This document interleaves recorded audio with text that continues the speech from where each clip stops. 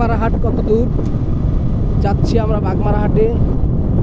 সুন্দর একটি মনোরম পরিবেশ, এই রোডটা অসাধারণ অসাধারণ অসাধারণ ভিউ। চারিদিকে হাড়িভাঙা, মাঝখানে চলছে একটি আঁকা বাঁকা মেঠো পথ ধরে যাচ্ছি আমরা। খুবই অসাধারণ অসাধারণ নাইস ফিলিংস।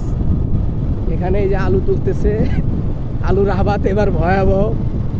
অকাল বৃষ্টি আলুর আবাদ নষ্ট করে দিয়েছে।